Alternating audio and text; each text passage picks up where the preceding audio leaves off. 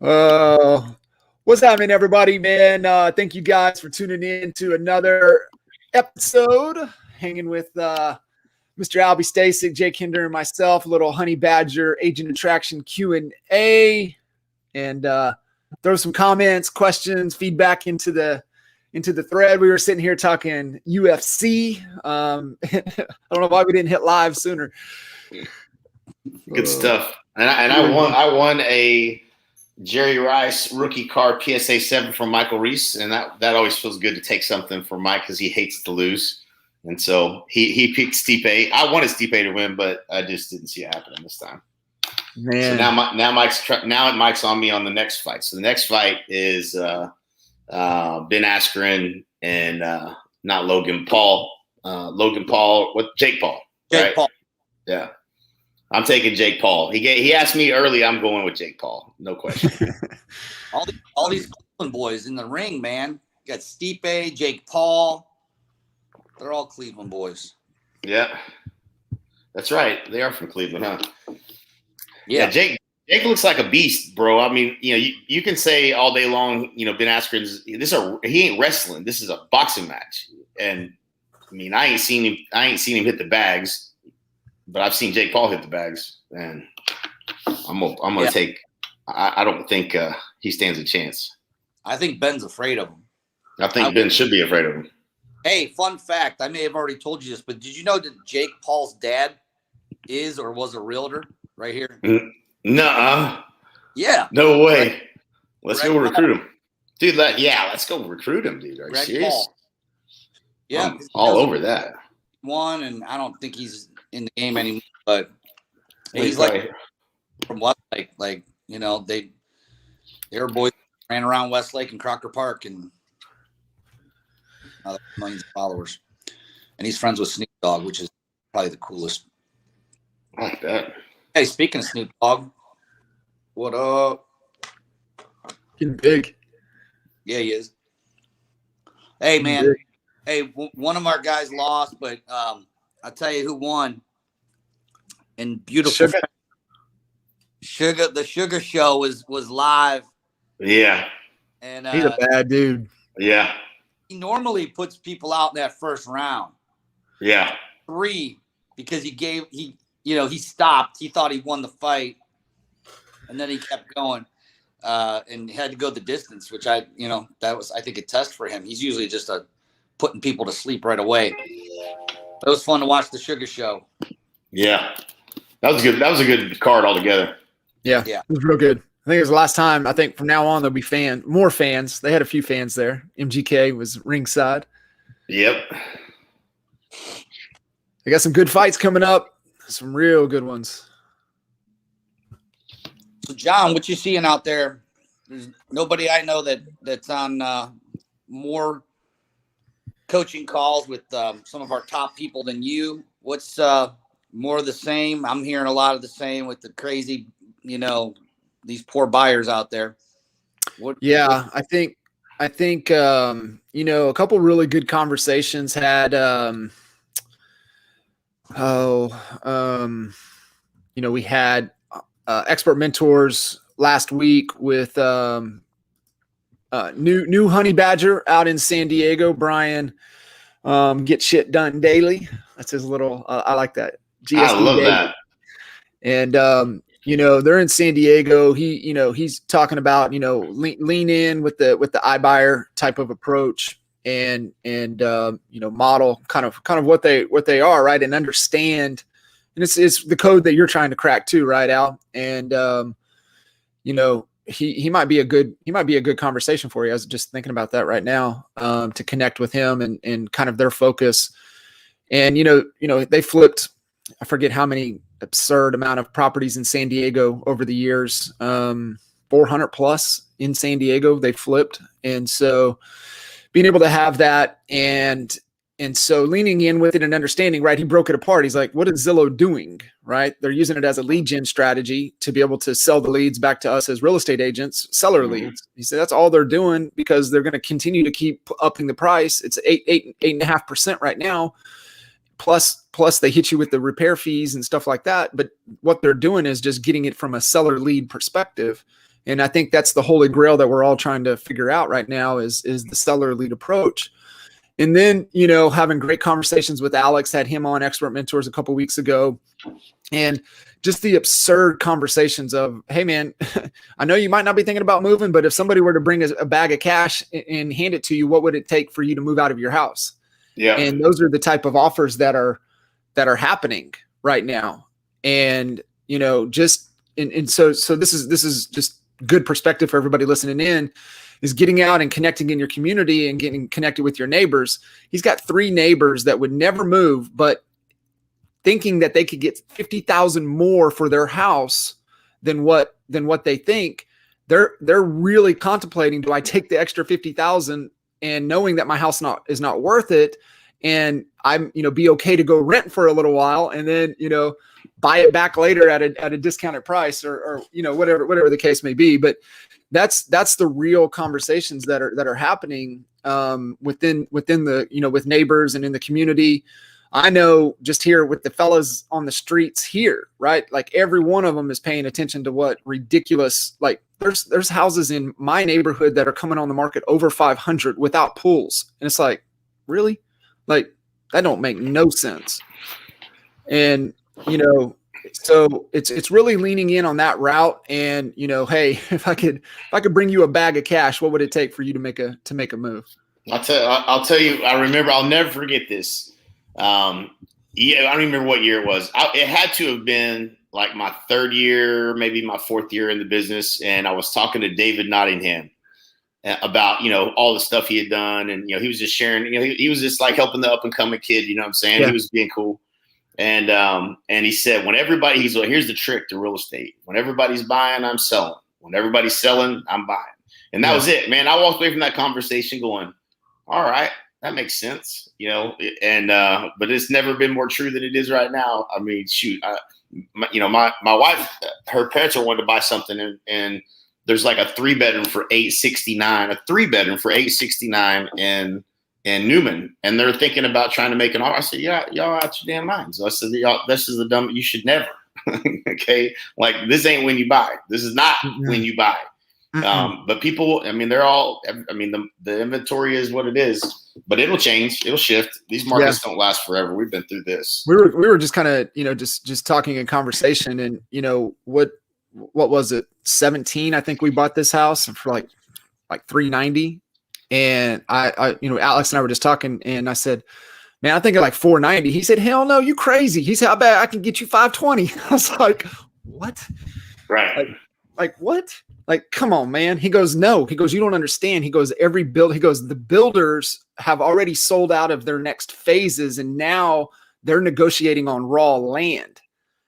He said, every builder in this area has a waiting list of 300 to 400 names deep. He said, that's what's happening. And it's just, it's crazy. Man, I was in the, dropped the boys off from school and got grocery shopping done like early today. I was talking with Andrea, who's on our team. She's our marketing director, but she's got her license last year.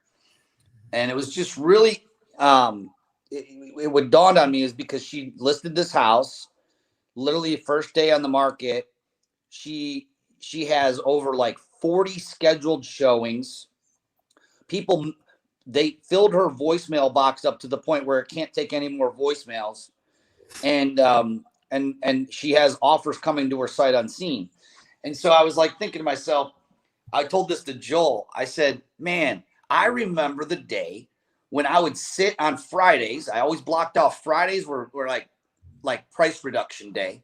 And I'd block off 2 hours and I would call all of my sellers to see how many price reductions I could get.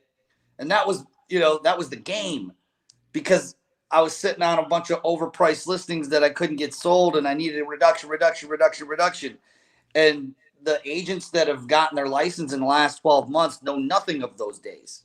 Isn't that kind of just some perspective on it? I think that when the biggest stack on Kinder's desk was folders for price reduction. Yeah, and they just don't know it. But at the same time, I think that the cool thing is that yes, it's gonna shift. Jay, you're right, but I think it's gonna be a healthy shift to where we're gonna sell more houses when this thing shifts. That's what yeah. I mean, that's what we went through the keeping current matters slides. John and I did last week, and was just reading through what they were saying, and there's an estimate of 325,000 homes. The moratorium ends tomorrow, March 31st. So after tomorrow, people's asking to get kicked out of their houses. So you ain't been paying rent, and you've been having hard times. But guess what? There's a lot of people that own real estate right now that don't want to own that piece of real estate, and so there's gonna be some of that comes. And when you really think about it, they're gonna be real happy to get it on the market because they see what's happening, right? So they couldn't really do anything with that property, but now they could if they wanted to. And so a big chunk of that's going to come on the market, but it's going to get absorbed pretty quickly. I don't think it's going to affect the inventory levels really that much, but it's certainly going to give us the opportunity to make more sales. Like they were saying, the sales would be up 20% or an extra 1 million homes or something crazy like that if we had the inventory right now. So it's pretty amazing. How many buyers are in the market right now? It's coming. We've got fellow honey badger rock star Jennifer Kuhn in Jersey, and she owns the state of Jersey for REO side of things. So getting that little inside kind of what's coming, and she's like, oh yeah, it's gonna help. And so definitely need it. Yeah. So I was talking to a guy that's another local Cleveland guy. You probably remember him. Do you remember Greg Clement? Yeah. Short sale guy. Yeah, great guy. He founded a company called Real Flow, and it was just a software company for investors. And he's working on something new. I'm not going to go there with what he's got a media platform that he's working on. This is a guy you want to follow. Greg's super, super smart. And so when we were talking the other day, he knows there's this shadow of inventory out there of what you were just talking about. When the moratorium ends, foreclosures are going to, that process, which is going to also take time to work through as well. Sure. The cool thing about this, there's nothing cool about people wanting to lose their home, but there's a large chunk of that inventory where people can make the payment. They're choosing not to make the payment, and they're choosing to take advantage. And so I was talking to this other guy who runs a local bank. He's like the head of the mortgage division. And he said they're looking, those people, if there's people out there that are choosing not to make the mortgage payment when they have the ability to or had the ability to, they ain't going to, they're like going to go on their red list and they ain't going to finance them. So those people got to be careful. But Greg, he said there's going to be the wave's it's inevitable. It's not a guess. It's coming. And so, like I said, the biggest difference between what we lived through, which was 2008, 9, 10, was that those people didn't have the ability to make the payment because they were out of work or whatever. B, they were so far upside down that even if they could, they didn't want to, because it was like, someone owes $150,000. You see, foreclosure down the street, 200,000 less or whatever. Yeah, and the third biggest difference is the fact that there's equity in most of these people, so they can sell and actually still walk away with some money, even if they're the pre-foreclosure comes and you list the property up there. We're not gonna have to deal with the short sale on most of these situations anyway. Maybe in the case of a VA that did 100+% financing, but most of those deals, unless it's a VA, are gone. So I don't even know what the process is for VA foreclosures, but I just pulled that out because they were usually the highest loan to value type of loans. But Greg's working on some really cool stuff for data as well. And so give that man a follow. Good. Yeah, man. Well, appreciate you guys tuning in. Man, ask your questions into the comments, anything that's on your mind. I know we just been talking UFC and the market and kind of what we're seeing. Welcome all of you honey badgers, and got streaming live over in the Fast Forward movement. Got forward. all the rock stars out there. And what up, Bobby D, owning, representing down in Florida. So, you know, I think we can make an argument. I talked to a lot of agents on teams and growing their teams and growing themselves, but you guys talk to more real estate agents trying to figure out the model and everything going on than anybody that I know. So how are the conversations? Man, the conversations are great. You know what I'm saying? I mean, yesterday, you know, my calendar was somewhat limited prior to this coming into this week. And yesterday I had, you know, 3 calls with people that are absolutely coming over to EXP. One in Canada. Canada's red hot still. And then another one in, where is she from?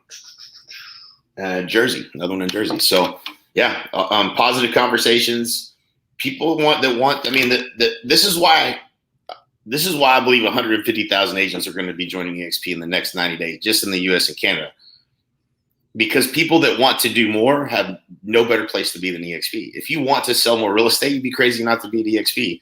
And when you have those conversations about how you can help people and, you know, their struggles, right? And they all have them, you know, and that's, you know, there's always new agents that are coming up. Like, this is a newer agent. She was in commercial forever. Now she's in residential. Now she wants to grow a team. What better place to be than EXP? She was at Christie's is where she was at. And, you know, one thing you just said right there, and I want to emphasize, and I've said this, and I'm going to probably say it again 1,000 more times, is that you guys are talking with agents that don't want to grow. Don't waste your damn time trying to drag them through. Just keep adding value to them until they see it or they're ready to grow. Right? If you guys picked up what Jay just shared, they're looking to grow. They're trying to be better. They're looking to a bigger, better future. Those are the people that you want to have conversations with because they're willing to do what it takes to figure it out. We've got a great gentleman we're talking to in Colorado, right? Jay, I had talked to him again yesterday, and you know he's kind of struggling with the math, but he's looking to grow, so he's willing to figure it out. And you know, those are the type of conversations. I can't stress that enough for all of you guys out there. You know, I like your, hey, if you think you got them on the hook, it doesn't mean you need to keep them, right? You can release them back out, and just because you might have an agent on the hook doesn't mean that you need to keep it. Yep. I mean, and that's good advice, yet hard for many people to, you know, kind of take it and actually roll with it because you work so hard and maybe trying to get 1 or 2 face-to-face or conversations or a Zoom. You don't want to let it go. Finally, I got someone to get on a Zoom with Jay or John or Al or whatever. Yep. And then, you know, it's like someone that has 20 listing appointments a week versus someone that's like 2 a month or something. You know what I mean? The one that has 2 a month really, really want those listings more than, you know, they probably should. And the one that's going on 20 listing appointments a week, it's not that they don't care whether they get it or not, but they're only going to take the good ones. They ain't taking a shitty listing. Yep. So Al, that's a great point. So go back to kind of our old philosophy on the real estate side of things. Even if taking a listing, and we always talked about, man, if that thing's so overpriced, don't mess with it. However, if they were motivated and overpriced, we would always take it because if there's real motivation there, they're going to, and enough pain, they're going to get to that point. So I love your question, Al, that you always ask on a scale of 1 to 10, how would you rate your business? What would make it a 10? And identify that pain point. And so if there's still some resistance there, you know, their pain point, maybe there's just not enough pain yet that they're experiencing to move. Man, I'm experiencing two different types of calls.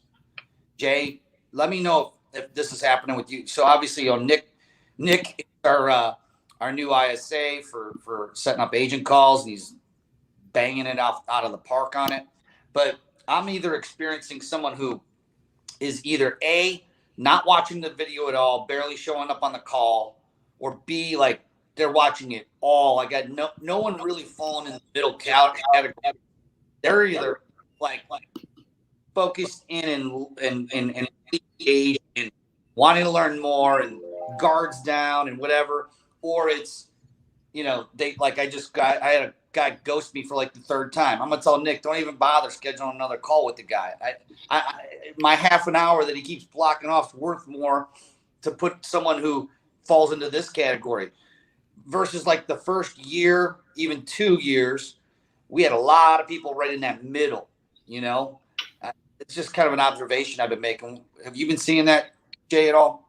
Man, I mean, I've been fortunate. I haven't had any missed calls. Maybe it's because people have to wait so long to get my calendar sometimes. But mine have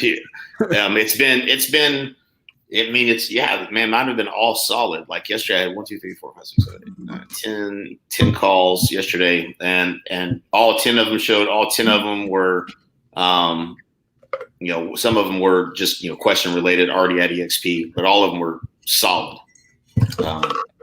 So yeah, that's just been Then I was out of pocket the week before that, but.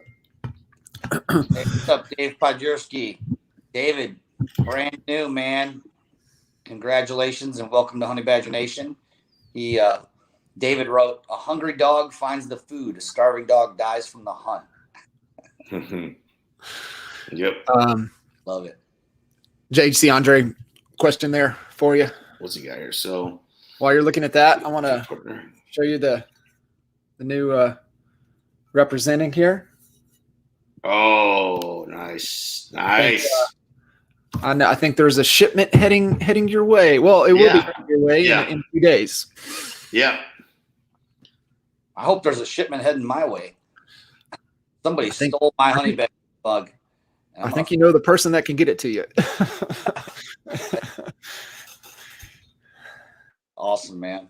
Well, I guess to summarize what I was saying, Jay, is that I'm having way more calls where it's easier, and you've been on some of them with me too, where as opposed to 2 years ago, I don't want to use this and don't take this out of context, but it's getting easier to have the conversation. Less objective.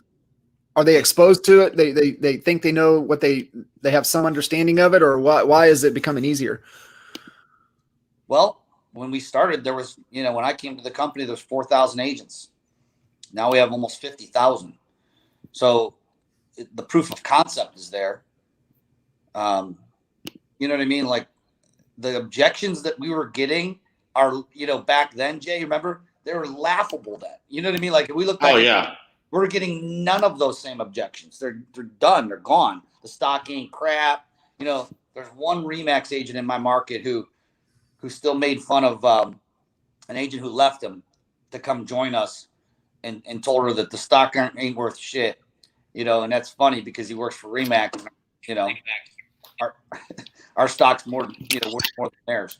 But for the most part, you just don't get the objections. When we were on the over-the-counter market, we get all kinds of objections about the stock ain't nothing, this and that. Can't say that anymore. You'd look like a fool if you did.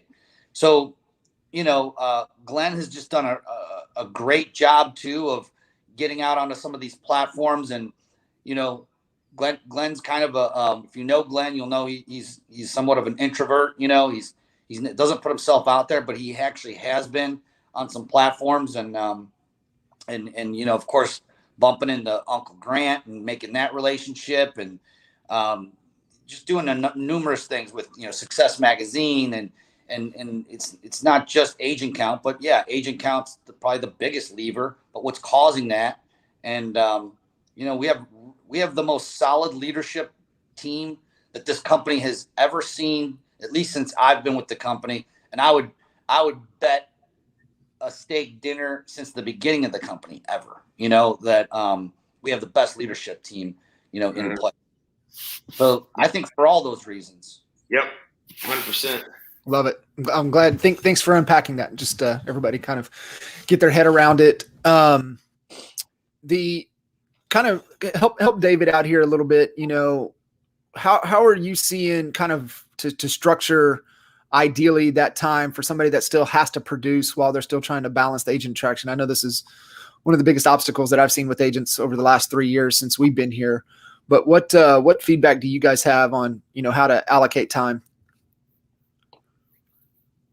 Yeah, I mean, I think it's a matter of the metrics over the time. You know what I'm saying? Rather than focus on, well, how much time do I need to spend, I would focus on what numbers do I need to hit. Just because you can spend. I mean, if there ever was a time to go deep into the night and through the weekends, it's now. Period. There's no other opportunity like this in our lifetime. So if there ever was a time to spend all the rest of your time on something, now is that time. That's Yeah, your whole life working to try to make a living, and then this EXP opportunity pops up and it can change your life. Spend all the rest of your time on it. I love it. All of it. Yeah, I love it. I think it's, we all hear, hey, what's that side hustle? To me, it's the hustle and the side hustle. And I think it comes down to, like you said, what's the math? What do you need to do to be able to survive? What does that equate into real estate transactions? And so reverse down to, okay, hey, I man, you in a market where you're cashing, $10,000-$15,000 checks, like you don't take very many of those transactions to then be able to have the cash flow so you can devote all of that extra time to agent attraction. So I like that feedback. What's the number? What's the metric? What's the number we got to hit? Yeah, I mean, you want to stick to the numbers. I've yet to find somebody who is you had the 2 contacts a day strategy and not ended up with a large front line that results also in a larger down line. You know what I'm saying? Like it just happens. It's a very rare case that somebody has 25 people they've recruited and they don't have at least 100 people in their group, right? And so the opportunities all in the numbers, and you gotta hit it daily. It's like anything else. Yep. I think, and then somebody just posted the expert mentors we did with Andre is a must. I mean, Andre breaks it all down to that exact science right there. So that's a must watch. And I think one of the things, and this is what I'm having all of our clients focus on right now. We know the Dream 100, the big list, but sometimes that can be a little overwhelming. So I'm getting everybody to really focus in on the top 20 relationships that are going to provide revenue or opportunities in the next 90 days, right? So like as we're heading into the second quarter, like I'm hitting every one of our clients super hard. Hey, where's your top 20? Where's your hit list? Where is the hit list of your top 20 people that are going to provide revenue for you in the next 90 days? Where is that list? And really getting people focused and dialed in and not all over the place, but narrow that focus, I think is a big push. That's kind of what we're honing in on in conversations and getting people to get real clear on what it is that they need to be doing. I want to give everybody listening a bit of advice for mindset as it relates to what that question was. How do I balance? You ain't gonna balance anything, number one. Yeah. But what you can do is here's the principle behind Dan Hillsman, Andre LaFountain, and soon to be, here's our next up and comer. I'm going to call this one out. Mina Bedros. Mena, I don't know if you pronounce his name Mina or Mena. I've pronounced it different ways, like probably 6 different calls, whatever. But this guy who I sponsored like a few years back hasn't done anything with agent attraction. And I am not even exaggerating this number. In the last 2 weeks, he's gotten at least 10 or 12 people into my calendar.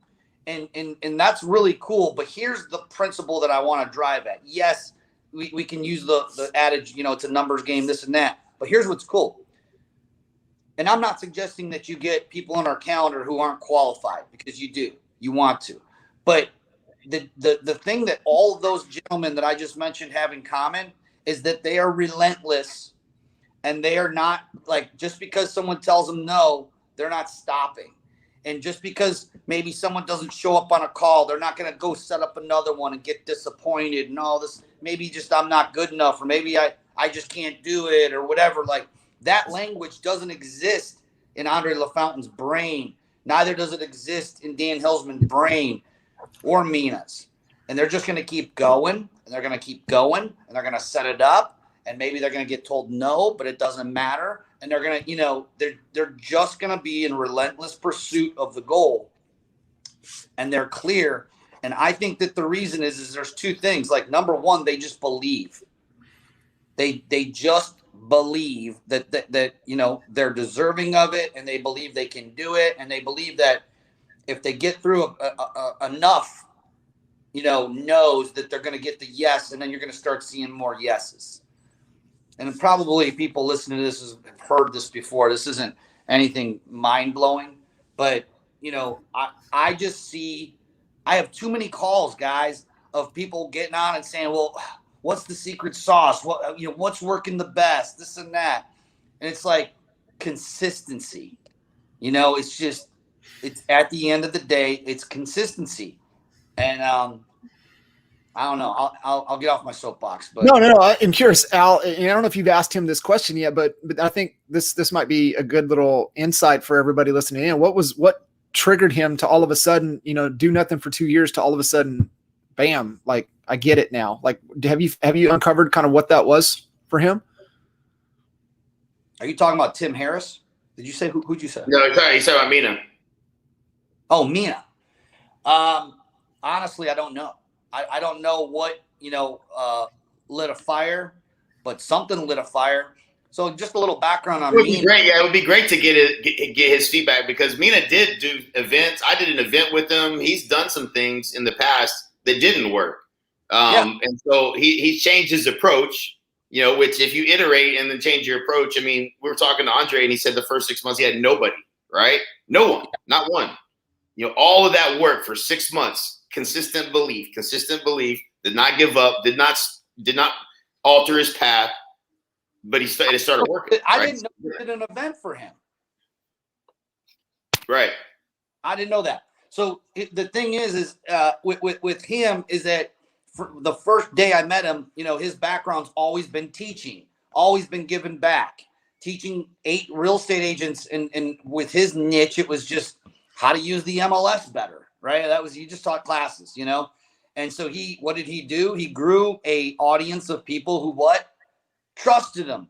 He built trust and authority with audiences of, hundreds and hundreds, maybe thousands of agents. I don't know how many he's taught, but he laid the foundation first by giving value and adding value.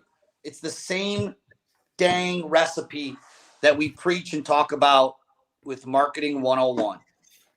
You got to make the deposit before you make the withdrawal. You got to, move that free line, give value, give value, give value. Man, that's so funny you said that. That's what Brian, that was my big kind of takeaway for the conversation with Brian, was it's always a decision of trust.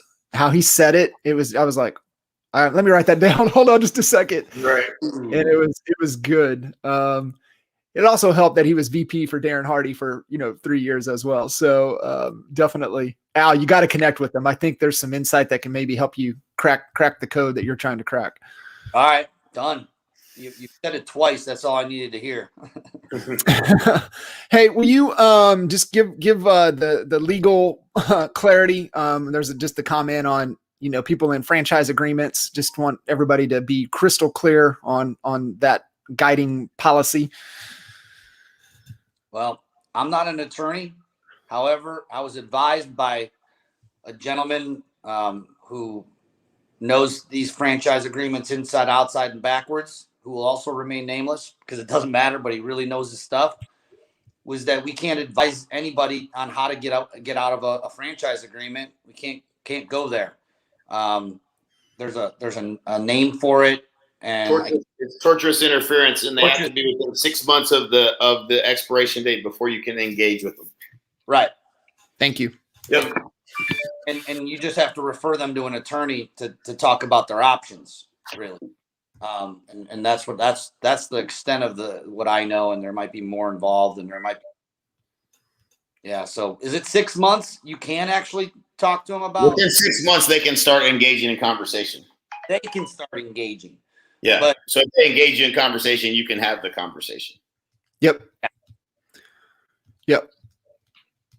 We've had a few, right, that have ridden that out and then, engage in the conversation after that point. I mean, this just goes back to, having that nurture list and adding value, like you were talking about, with Mina being able to add that value over and over. So creating that, and that's the other part of the list, right? What are the relationships that are going to, help you grow 90 days beyond, right? And that would be somebody that would fall into that bucket. Yep. So Al, you were answering Juan on the Attractroi. Yeah, we use it for pipeline management. Just meaning, who have we had a conversation with, who missed the call, taking the lead for pipeline opportunity, and it helps, reschedule the calls. And I have a category in there for working hot, 80% committed, sign the ICA, and we just use it as a pipeline management system to work it across, so we know who's where, and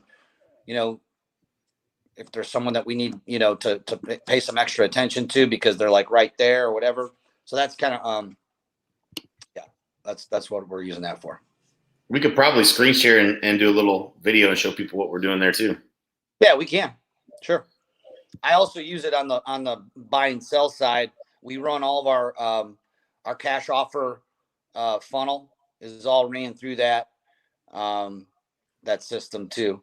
So we use it for our seller lead, driving all of our Fox 8 commercials. It all goes to the Attractroi platform that we use to work it. Cuz, are you using it for anything?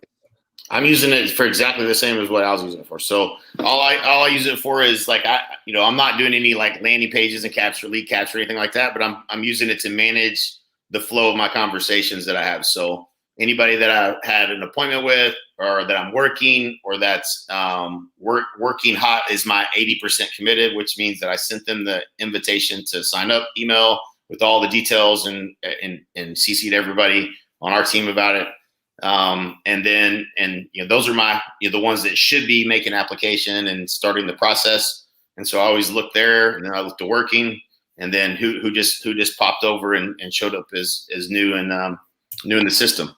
So, and then from there, we're managing who's producing, who's FLQA, who fell off of FLQA, and all of that. And we're leveraging Braden to help with funnels, getting leads going for the new people as they come on, getting their funnels built and getting them on literally on leads as quickly as possible. And then going backwards to the agents that are producing, is the last focus. If they're already producing, working our way through those agents now and getting them into some funnels and stuff that we can help them with. So it's all about getting them in production. I mean, that's kind of new what we're doing now, but that's the goal, right? Like, how do you get an agent into production? That's how you get an FLQA. So what should we be doing to help them? Well, we should be helping them get their leads right out of the gate.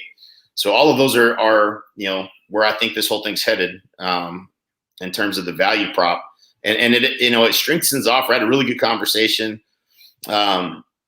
the other day with James Massey, and he was asking me, should I hire an ISA or should I hire, somebody to help build like on the funnel side?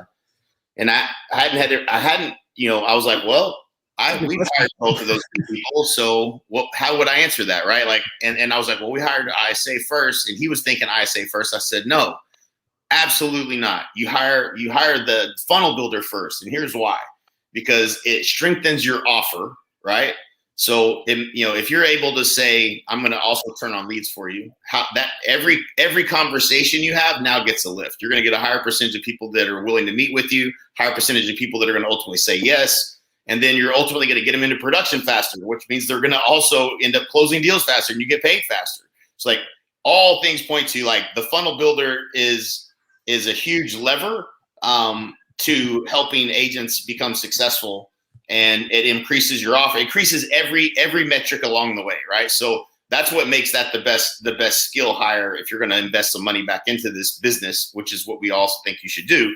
Then at some point, if you want someone creating helping you to create new relationships using LinkedIn or whatever strategy you may want to use, having an ISA, yeah, that's the next hire after that. These are dollar revenue generating activities. The Nick is having conversations with people that otherwise we would have never spoke to, and he's putting them on our calendar, and we're bringing them over to EXP, and we're helping them build revenue share, and we're getting revenue share from them, and it's helping keep us above 40.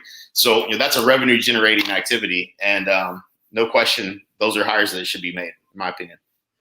Yeah, and I'll give a little insight. If you guys haven't connected with the man Justin Nelson over at Sphere Rocket, he can definitely help. Cool. Hey, I want to add something to that, because it was a huge get for us. We've always known, all the way back to when we were setting up funnels for to get coaching clients, and for me it was appointments today. When we were setting funnels up to try to sell more appointments today clients, and when you do that, you have to really identify who your ideal client profile is, and then you have to figure out what keeps them up at night. And the number one thing we always come to is for most real estate agents anyway, is where's my next deal going to come from? Yep. And if you have a system in place that can help solve that one problem, not all the other problems, but just that one problem, which is lead generation, you can help a lot of people and a lot of agents. And so why I said this is, guys, just imagine this. Forget EXP. Imagine like an old school broker, traditional broker, and they were incentivized like we're incentivized, okay, to make sure that every agent that they brought aboard their brokerage was successful. Just think about that for a second. Yeah. You know what I mean? Like, do you think that if that were truly the case, we'd have a lot less people leaving the business, after they got their license after 5 years? Absolutely. And so I don't know why that just dawned on me as you were talking, Jay. Holy shit, we're helping solve a big problem, which is getting someone to their first deal. Or in the case of some of the people that we've brought on in the last 90 days, sometimes it's just people that are already doing 2 deals a month and they want to do 4. Okay. That's a marketing and lead generation and conversion problem usually, and so we can help them solve that. So adapt, something into your arsenal that can truly help people. And I think your conversions are going to improve because your offer is going to improve.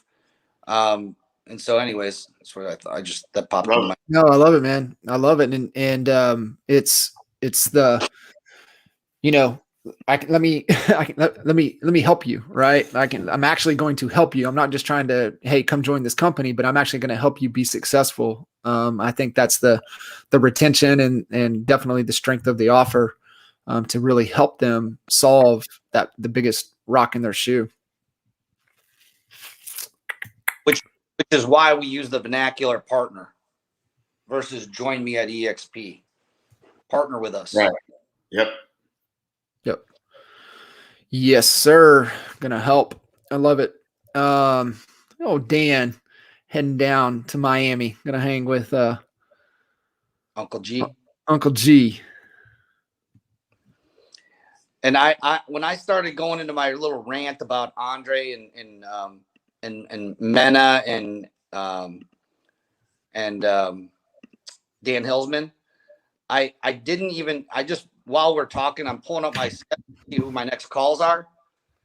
Mena Bedros, Dan Hillsman. Yeah. The indicator. Who's also a G and is always in my calendar, like on a regular. Boom, boom, boom, and boom. It's the indicator, man. And I know that's what we see. Who's gonna be building an empire is by how many times they're in the calendar. Yep.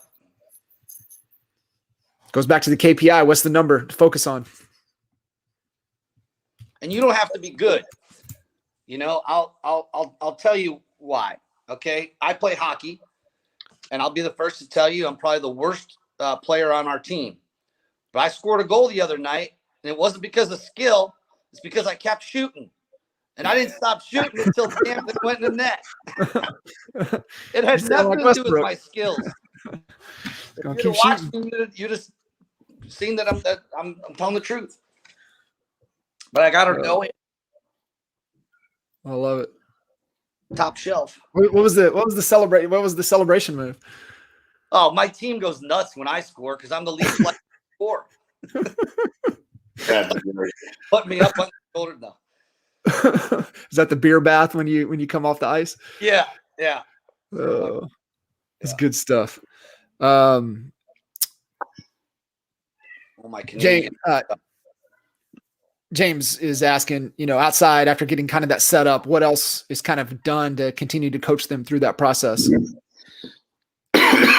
Follow-up calls until they get one under contract. I mean, you'll know whether they're doing the work or not, right? Again, I'm not doing this on my nickel either. I'm doing it on theirs. I just have a belief that, if you can't scrounge up a couple $100 to try to get your career going, that me doing it for you isn't going to make a difference. So yeah, I would schedule weekly follow-up calls, make sure they're getting leads in the inbox. Once that's happening, make sure they know what to say. And then, tell them to check in often, and put it on them, don't make it where you got to babysit them. If we did that, we might as well put them on a 50-50 split, put them on our teams. Your expectation should be that they're going to do the work because they have evidence of done the work in the past. I'm not trying to do, not that I won't do this for new agents because I would, but I'd rather have this conversation with an agent that's having a little bit of success already and then say, hey, let me show you how I can help you get to that next level. That I think that the odds of success are much higher. But yeah, I think you stay on at least a weekly drip with them until they, have something going, Yeah. I think, we forget about this a lot, right? I think we're talking a little bit about accountability here, and it's, getting clear on what the agreement of success is going to be, right? Hey, here's let's agree success. And we all know, accountability, what are you going to do and when are you going to get it done by? But then that third leg that we tend to leave out most of the time is, how am I going to know you got it done?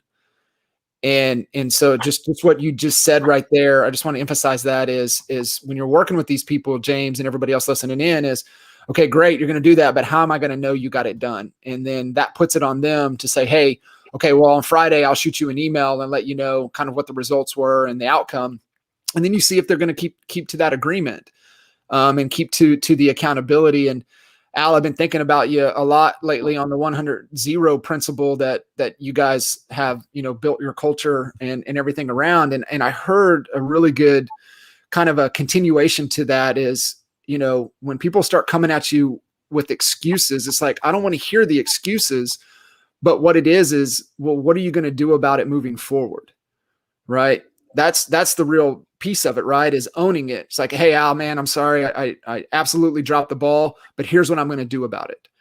That, I think, is such a cool additional step to add into that 100-0 principle philosophy that you drive your culture on.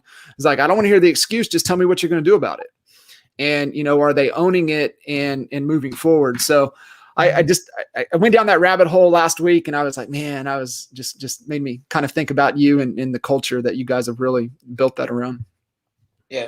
Shep Black, his I guess the process that he goes from, don't want to hear the excuse. Yeah. The next question is, are you willing to recommit? Mm-hmm. When the answer to that is yes, it goes back to the if. Okay, how much by when? Measured, not like, okay, I'm going to do it. No, how much by when is if you're a leader trying to hold somebody accountable, you stay away from the word why, because it's a word of judgment. Yep. And if they committed to something and didn't do it, I do this with my kids. Are you committed to pulling the grade up? Because based upon the result, it doesn't look like you're committed. Are you committed? Yes. So you're willing to recommit to what we talked about 2-3 weeks ago. Yes. Okay. Let's measure it. Where's it going to be by when? and it's them only committing to their agreement, their goal, not yours. That's right. 100%. It was funny. We finally had belt testing in person for over a year for Zane last Saturday. And they haven't been doing forms, but in the kind of the ceremony, they were going through forms. And all of a sudden I see Zane. I'm like, I know he doesn't know it. And I'm just waiting for, Mr. Sebastian to see him. Cause like he gonna get him. And I was just watching. And then finally, and he stopped. He goes, "Do you not know this?" And I was so proud of Zane. Zane goes, "I don't know it." And so he made him sit down and then just chatted with him afterwards. I said, "I'm proud of you for saying you didn't know it. Right. Right. Being truthful." That's and awesome. Then I was like, what do you want to do about it moving forward? And, it's like, I gotta learn it. I was like, okay. Willing to, like you said, commit, but it was just cool, to own it right from the jump at that age and in that setting. It was kind of cool. Must be being raised right. Maybe it's the environment that we've all plugged them all into. Couple honey badgers over there. Honey badgers. Man, what a good call. I love these calls because I have no clue how they're going to roll. They just always unfold. And I think that's the best, right? That's what I love about our mastermind events, is that they just unfold, right? I think anytime that we've ever tried to force an agenda, it just doesn't work. But when we just let it happen, it's so magical. And so make sure you guys, if you have not booked your tickets to St. Thomas, kinderrestasek.com. I believe the room, we got more rooms, but I believe they're sold out as well. Talked to Mary Peacock this morning, and so she's coming in, but I reminded them about the residents there at St. Thomas at the Ritz, to where they have 2-3 bedroom condos that have full kitchens that are fantastic. So like she has 2 other people coming with her, and she said, "Oh, that's perfect." So she was going to look into staying there for that as well. Yeah. And that actually, if you can, get a group of people that, you can tolerate for a few days, you're going to have money, going that route versus getting a hotel room, I think too. So good point. Glad you pointed that out, John. Yeah. And try to stay on site, guys. There's some great locations, but you're going to have to, rent a vehicle. Yep. Lost John, boy. Froze up in that Frisco, Texas internet. My island internet's pulling through. I think I lost us for a second. There he goes. There he is. Yeah. So Speaking of St. Thomas, right. I'm heading down there Monday. I'll be down there Monday. So just I'm so happy for you, man. That's gonna be such a cool experience. Yeah. All right, guys. Cool. All right. Appreciate you guys. All right. See you.